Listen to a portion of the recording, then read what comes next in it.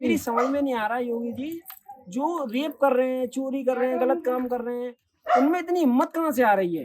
आपका प्रशासन इतना टाइट है, आप बुलडोजर चलवा देते हो, तो इनके घर क्यों बचे हुए हैं आज तक? उन्होंने भी तो गलत किया था।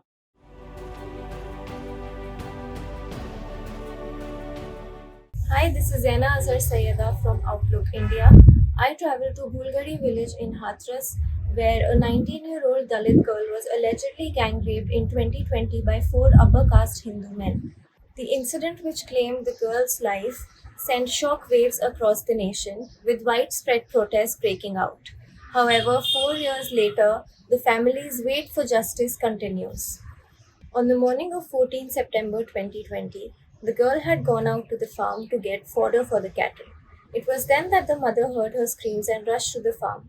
She saw her lying on the ground covered in blood. She had a severe spinal cord injury and her tongue had been cut off.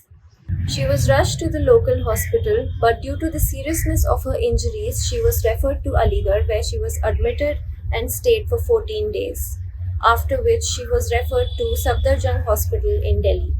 While she was admitted in Aligarh, her statement was recorded twice, in which she named the main accused Sandeep, along with them three others, Ravi, Ramu, and Lavkush. Cases were filed against them on charges of gang rape and attempt to murder. On 29 September 2020, she succumbed to her injuries and her body was taken to Bulgari in Hathras. Her family alleges that early in the morning on 30th September, her body was forcefully cremated without the consent or presence of the family members. तब की CBI ने report भी जज महोदय के सामने जब रखी थी, उसमें वो दोषी थे, चारों लोग, उन्होंने भी उनको दोषी करार दिया था। लेकिन पता नहीं न्यायपालिका ने ऐसा क्यों किया, किसी के दबाव में आ गए या प्रेशर में आ गए, ये तो पता नहीं। यहाँ के कोर्ट ने उनको तमाम धाराओं पर बेल दे दी, रिहाई, और एक है वो, और अन्य धाराओं के अंतर्गत उसको जेल में कुछ सालों की सजा दी है। गैंग रेप का मुकदमा किसी पर नहीं है, और सीबीआई अपने खुले लफ्जों में कह के गई है कि चारों ने गैंग रेप हमारी बहन के साथ किया। However, in March last year, 3 out of the 4 accused were released and acquitted of all charges. The main accused, Sandeep, was handed a life imprisonment sentence on accounts of culpable homicide not amounting to murder. तो उसके बारे में मतलब कुछ हुआ तो नहीं है अभी तक। कुछ नहीं, 3 छोड़ दिए, एक को उम्र कैद कर दिया। उसे क्या है, किसी दिन वो भी आ जाएगा घर पे। उस बेटी को क्या इंसाफ मिला? कुछ नहीं, उसकी मट्टी नहीं मिली। जो हमारी रक्षा ना कर सके तो उसे क्या वोट दे? हम अपनी बेटियों को थोड़ा बड़ी हो जाती हैं तो पढ़ाने में भी हमें डर लगता है, कहीं मार्केट में ना कोई पकड़ ले, कहीं रास्ते में कोई ना पकड़ ले।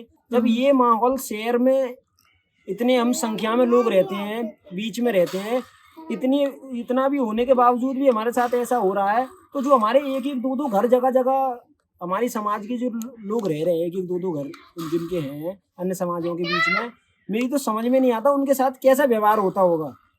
फूलवाड़ी कांड में बात समय पे पूरे हिंदुस्तान में आतंक था। हमारे समाज में कहीं भी चले और सब जगह आतंक ही आतंक था जी। इतने बड़े, उसके बाद में सरकार, इतना बड़ा समाज, सरकार का कुछ नहीं कर पाया।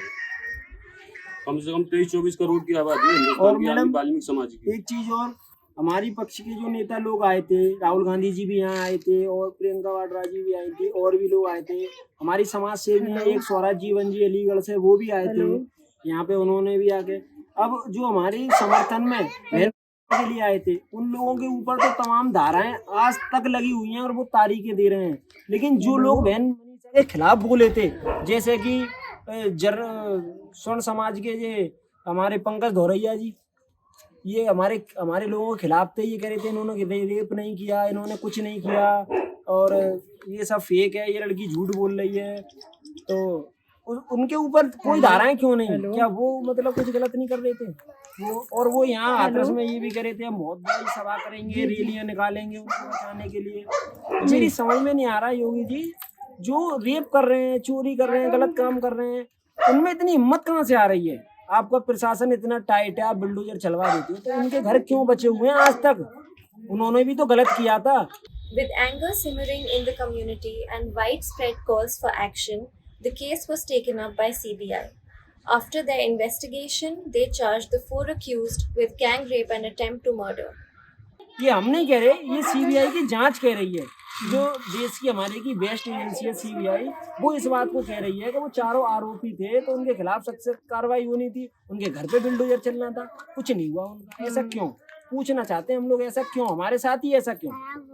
With the 3 accused now roaming freely in Bhulgadi village, the family says that they have been denied justice.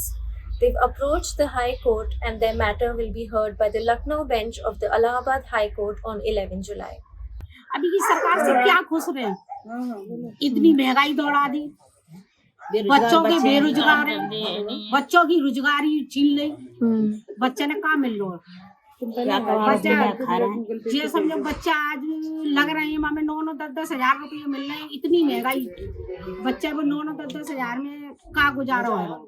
लेकिन इस बार हमें डर इसलिए लग रहा है कि जो यहाँ की हाथरस शहर की जो प्रक्रिया चल रही है, यहाँ के नेता लोग जिस तरीके से काम कर रहे हैं, तो हमें उनके अभाव से ऐसा लग रहा है कि शायद इस बार ऐसा हमारे साथ हो सकता है। जो उनका चाल चलन है, बिहेवियर है, आज के जब ये छोटी सी सफाई कर्मचारी को ये नहीं छोड़ रहे हैं, तो मैम आप जान सकती हो कि आम जनमानस को ये लोग क्या छोड़ेंगे। वो बेचारा सुबह 6 बजे निकल के 11-12 बजे तक पूरे देश की सुरक्षा करता है, काम करता है, पूरे देश का सारे लोगों की गंदगी साफ करता है। उसके बच्चे को पढ़ने का अधिकार नहीं है, उसके बच्चे को लिखने का अधिकार नहीं है। लेकिन ऐसे हम अपने बच्चों को ना पढ़ा पाएँ, ना लिखा पाएँ, इन्होंने ऐसी व्यवस्थाएं क्रिएटेड हमारे सामने खड़ी कर दी हैं। ना तो हमारे पास पैसा है, ना रहने को मकान है, ना खाने को रोटी है, ना पहनने को कपड़ा है। 10,000 रुपये में मैम 6-7 लोगों को परिवार कहाँ से चल जाए?